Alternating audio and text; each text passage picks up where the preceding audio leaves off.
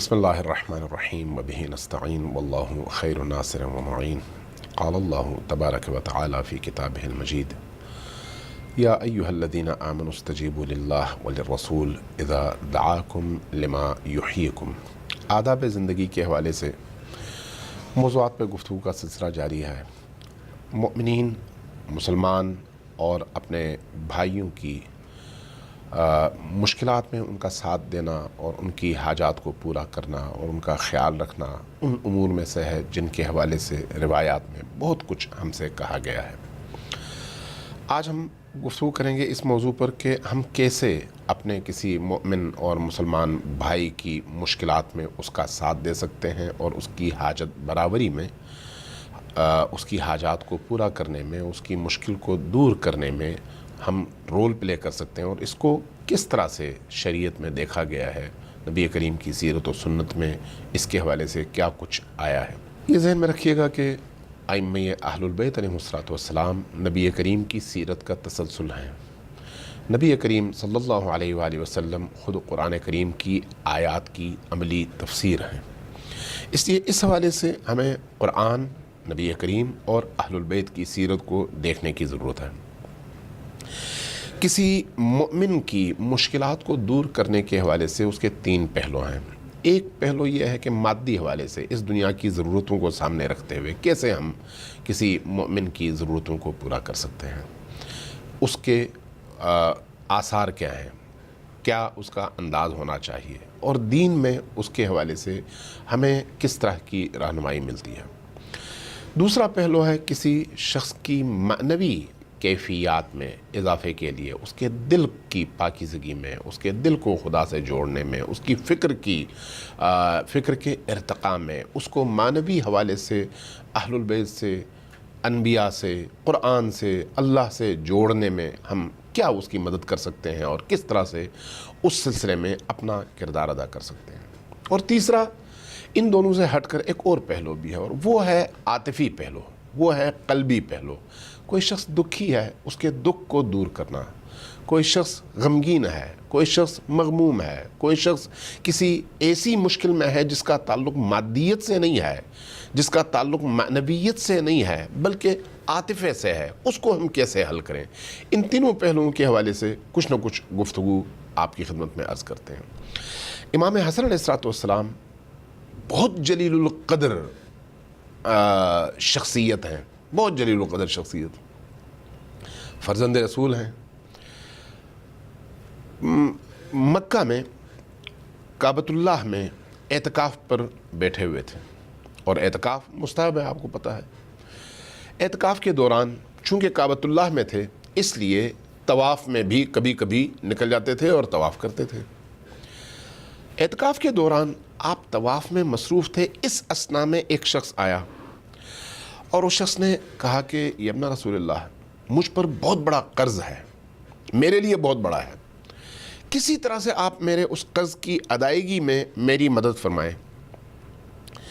آپ نے جواباً ارشاد فرمایا کہ میں اس کعبہ کی طواف کر رہا ہوں، اس کعبہ کی قسم اس وقت میرے پاس کچھ نہیں ہے، اگر ہوتا تو میں یقیناً تمہاری مدد کرتا، اگر کسی وقت میرے پاس ہو تو تب میں تمہاری مدد کر سکتا ہوں، ہاں اگر ایسا ہو کہ میرے پاس ہو تو پھر یہ میری ذمہ داری ہے کہ میں ہر صورت میں تمہاری مدد کروں۔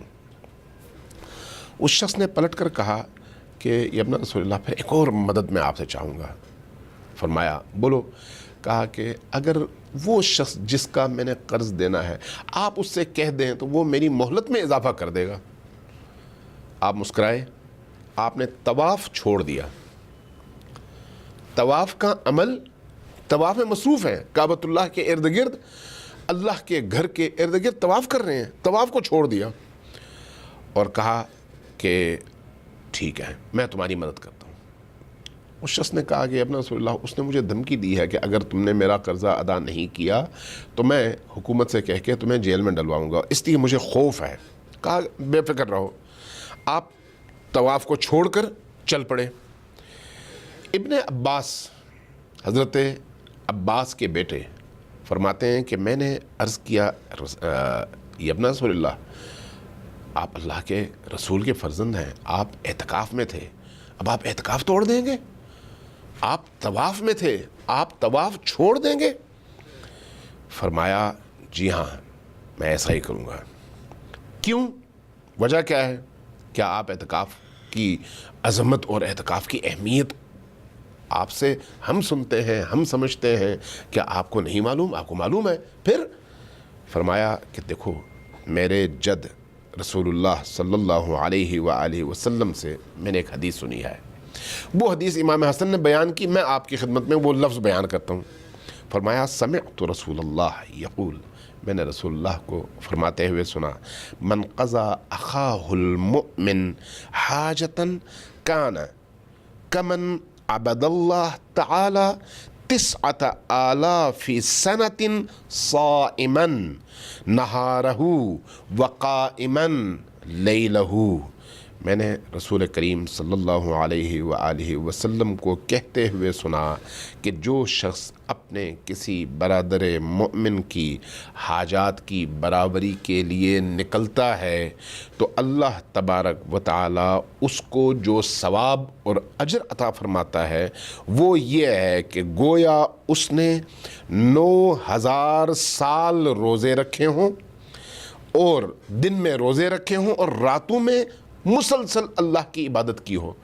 9,000 سال کی عبادت کا صلہ اللہ تبارک و تعالی اس شخص کو عطا کرتا ہے جو شخص اپنے کسی برادر مومن کی حاجات کی برابری کے لیے، اس کی مدد کے لیے، اس کی پریشانی کو دور کرنے کے لیے نکلتا ہے اور اس کا ہاتھ تھامتا ہے۔ اب ذرا آپ خود سوچئے کہ کسی مومن کی خدمت کرنا اور کسی مومن کی دستگیری کرنا اور کسی مومن کی مشکل میں اس کا ہاتھ تھامنا کتنا بڑا اجر رکھتا ہے اللہ کے حضور، کتنی بڑی اس کی فضیلت ہے اللہ کی بارگاہ میں۔ امام باقر علیہ السلام کی روایت ہے، فرمایا کہ میرے نزدیک ایک حج کرنا بہتر ہے ایک بندے کی آزادی سے، حتیٰ 10 بندہ آزاد کرنے سے ایک حج کرنا زیادہ بہتر ہے۔ پھر فرمایا حتیٰ 70 غلاموں کی آزادی سے ایک حج کرنا زیادہ بہتر ہے۔ اور اس کے بعد اگلا جملہ ارشاد فرمایا وہ محل شاہد ہے، یعنی وہ پیش نظر ہے وہ جملہ۔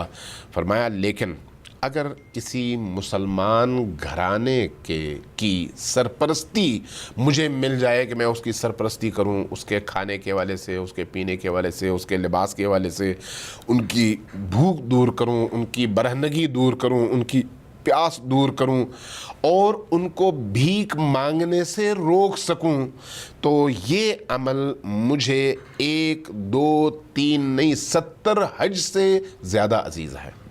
یہ روایت جو ہے یہ ثواب الاعمال کی روایت ہے شیخ صدوق کی۔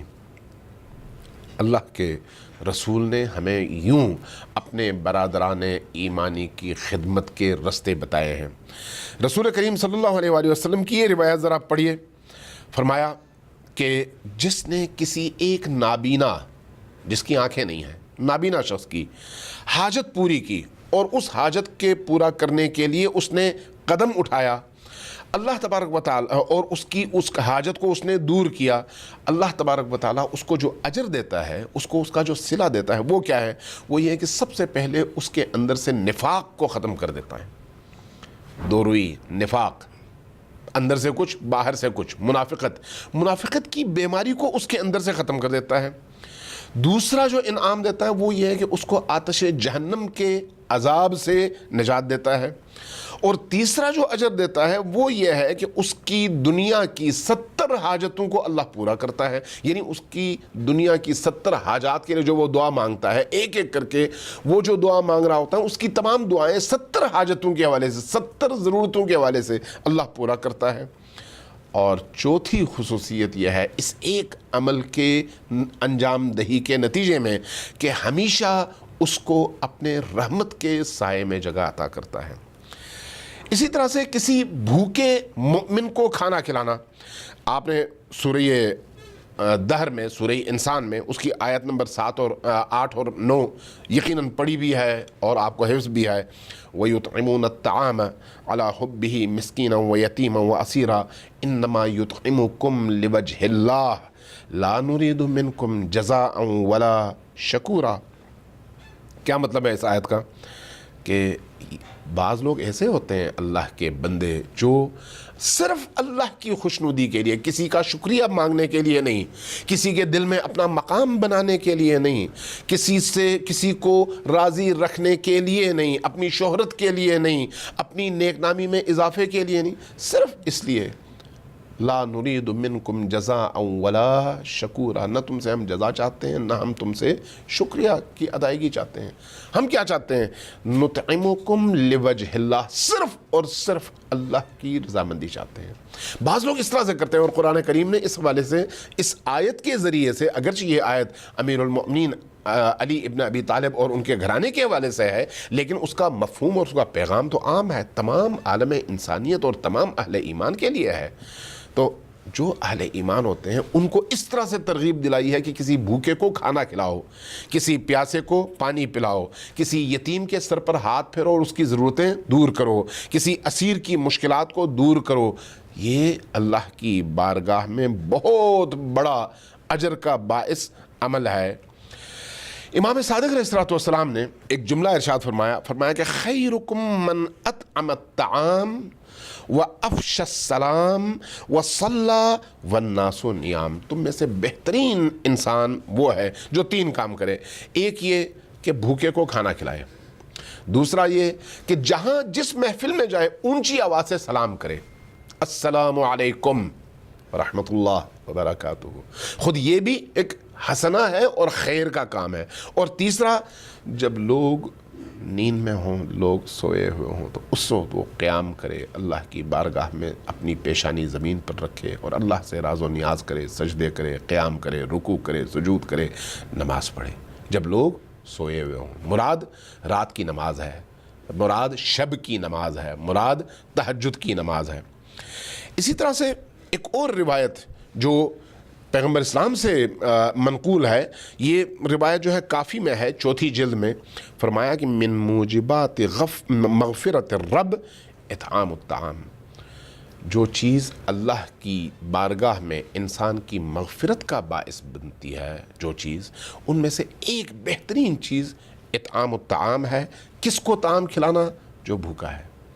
کسی بھوکے کو کھانا کھلائیں، کسی بھوکے کو خوراک دیں، غذا دیں، کسی بھوکے کے، کسی ضرورت مند کے گھر میں غذا پہنچائیں. یہ اللہ کی بارگاہ میں اتنا مبارک عمل ہے کہ اس کے انجام دینے والے کو اللہ سب سے زیادہ پسند فرماتا ہے.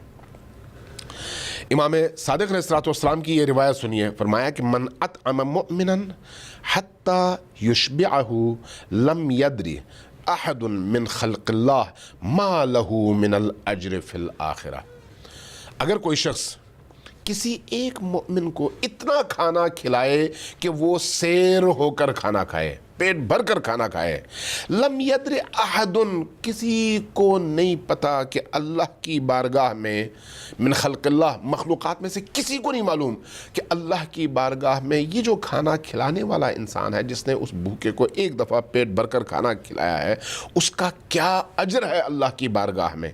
ما لہ من الاجر فی الآخرہ لا ملک مقرب ولا نبی مرسل الا اللہ رب العالمین. صرف اور صرف اللہ کو پتا ہے، نہ کسی ملک مقرب کو پتا ہے کہ اس کا کتنا اجر ہے، اور نہ کسی فرشتے کو پتا ہے، نہ کسی نبی مرسل کو پتا ہے کہ اللہ تبارک و تعالی اس بھوکے کو کھانا کھلانے والے اس بندے کو کتنا اجر عطا کرتا ہے. اب آپ خود غور کیجئے گا کہ کسی مومن کے اطعام کو، خوراک دینے کو، غذا دینے کو اللہ تبارک و تعالیٰ نے کس انداز میں بیان فرمایا ہے. آج کے لیے اتنا ہی کافی ہے. اللہ تبارک و تعالیٰ ہمیں ان روایات، ان احادیث اور ان اخلاقی نکات پر عمل پیرا ہونے کی توفیق اور سعادت نصیب فرمائے. والسلام علیکم ورحمۃ اللہ وبرکاتہ.